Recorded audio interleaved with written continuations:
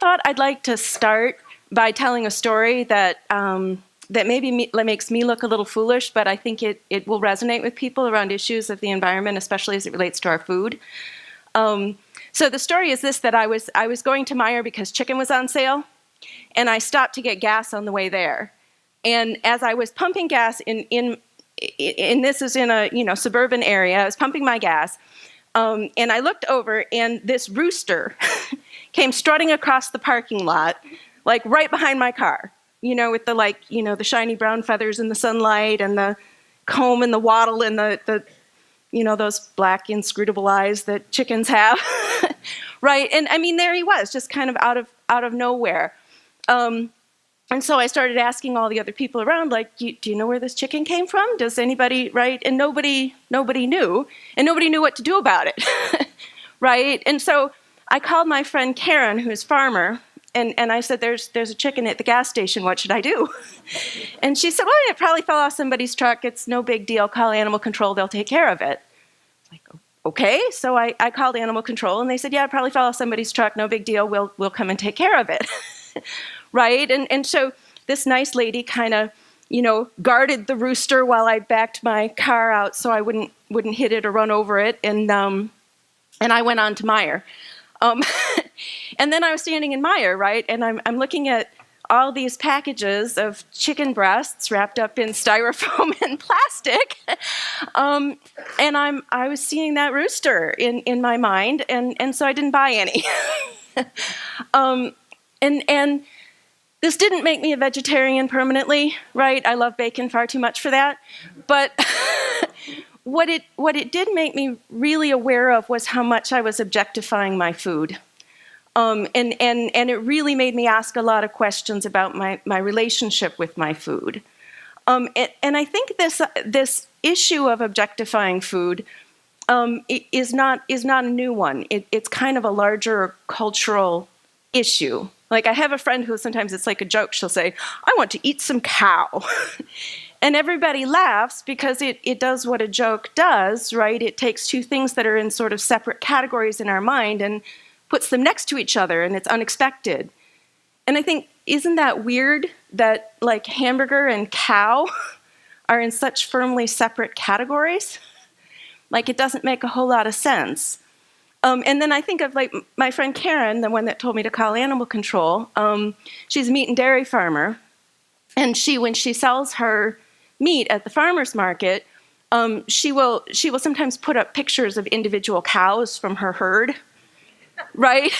And people will be like, "That's morbid. That's disturbing." And Karen, she's a really practical. She's a farmer, and I love the practicality of working farmers. But so it's not sentimental and it's not moralizing, but what she will say is, you should know the name of your steak, right? You should know the name of your steak. And she really does. Like, all the animals on her farm have names, and she can tell you what their name is, and she can tell you about their personality. And that's why I buy meat from her, right? And it makes me think of like, Aboriginal hunters giving thanks for the spirit of the animal that they've killed, right? Because there's a relationship. And in a sense, that's where I say, Karen's this very practical person, but that's something she's not willing to sell out. That there is a relationship, and she has a relationship with the animal that she's killing and eating. And I think that's just this really, really profound thing, which is a really different thing than what we'll talk about, like buying organic, right? Because I think organic brings us back to this sort of objective thing. We've put it in this category, therefore it's okay, right? I have another farmer friend that his tagline when he sells his vegetables and his eggs is, he says, "Know your food, know your farmer." And he told me this story once that he and a friend of his went to build chicken coops for another farmer because they knew about organic raising of chickens. And this guy was going to be selling free-range organic meat and eggs, right? And so they built these chicken coops, and a couple months later, they were back at this guy's farm for something else, and the chickens were all boarded up inside. And he said, well, like, what's the deal here? Like, is there something wrong with the coops? And the guy said, oh, well, no, that's just for when the inspector comes. Yeah, so I hear that noise, and your reaction is kind of the same as mine, right? You get this sort of sick feeling like, can I even make a difference? Does it even matter, right? I might as well buy the Tyson's chicken because who knows? And I think that's where this piece about relationship comes in. That I think when Barry talked about this sort of interchangeability of parts, right, that we would say all organic eggs are the same, so just get the cheapest organic eggs you can, right? Now, neither Karen nor Jonathan, my friend with the chicken coops, actually pays the price to put an organic label on their product. I mean, they do more than what you're required to do for that. but it costs a whole lot of money to put that label on it. And, they've chosen instead to invest their time and their money into their relationship with the land and their relationship with their animals. And to me, that particularity, that relationship that they have with their animals and that I have with them, makes their eggs more valuable. It makes them particular. So I hope that this is sort of resonating what I'm saying here, because I really believe that, when Barry says this about, and anything is equal to anything else that we could profitably exchange it with, that on an individual level, none of us believe that, right? We kind of get presented with this idea, and it sort of pervades our culture, but on this sort of individual level, we don't believe it. And I think that this is really important, because I think that what brings us to environmentalism is that question of relationship, right? Like, we may talk about it in moral terms and in scientific terms, but ultimately, I think what brings us to environmentalism is the same thing that brings a couple into therapy when they come to see me, which is they want relationship, right? They want love, and we don't always know how to get it, and I think that comes into our relationship with the environment as well. Like, we don't always know how to manifest that love. We don't know how to engage it, and so what I want to do is talk a little bit about, if somebody comes in and they talk to me in therapy, the things that I tell them and the things that we work on, and compare that to how we engage the environment, right? So the first thing when a couple comes into therapy for me is what we were doing this morning, right? This question of, so how did you meet, right? What brought you together? What attracted you to each other? Like, how did you fall in love? Because a lot of the time when people are in a hurt place or an angry place, they don't remember that part. Like, they've kind of forgotten it. They've kind of separated from it. And relationship is really hard work. So it's important to remind yourself, like, why you're doing it, like why it's worth the bother. And so kind of bringing that back, that what do you love? Why do you love each other?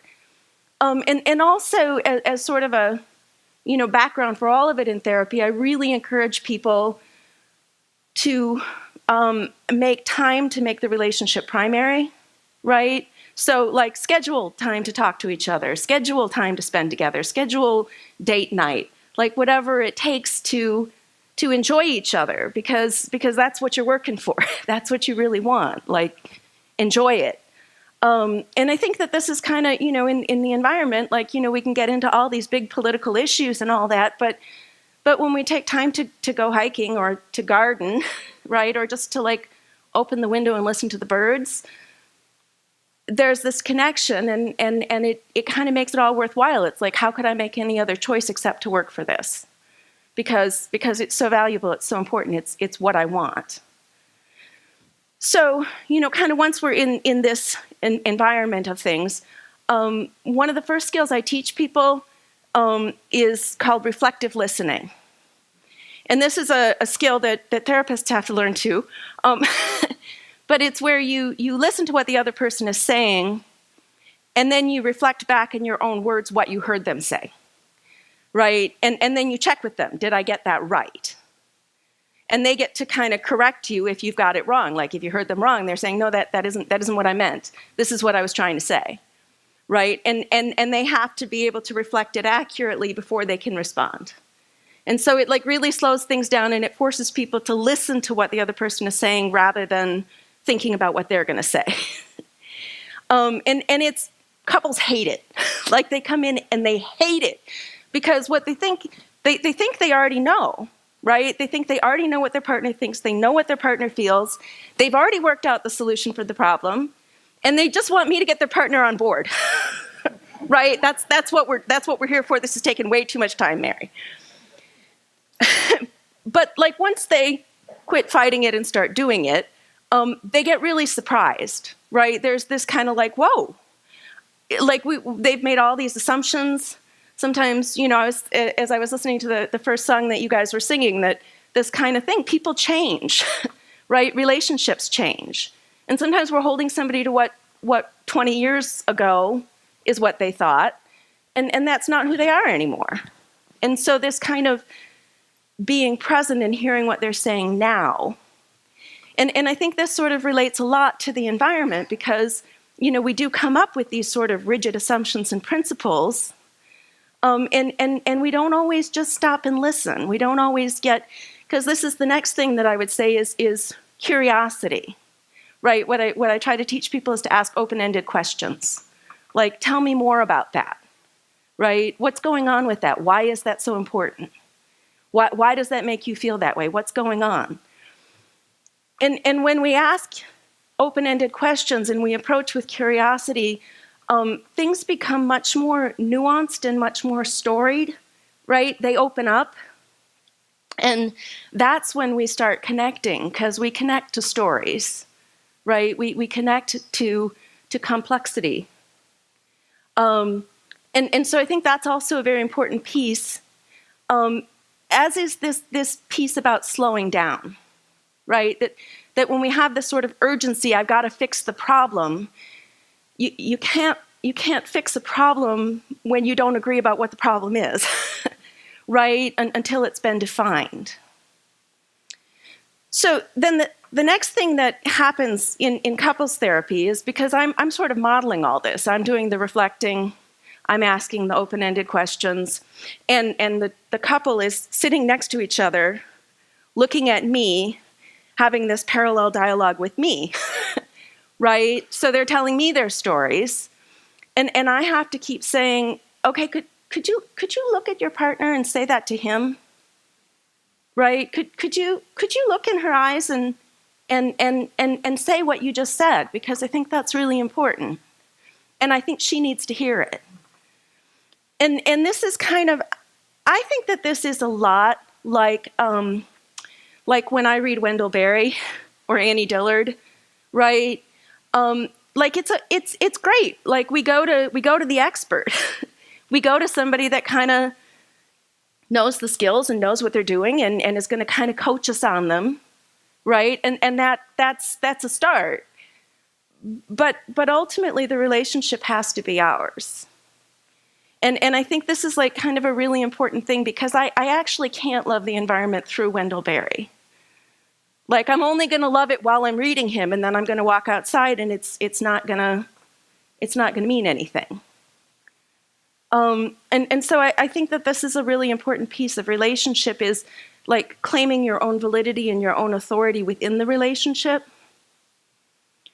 And then a couple of things that often come up in couples therapy that I think are very important to sort of warn people about, like stay away from this.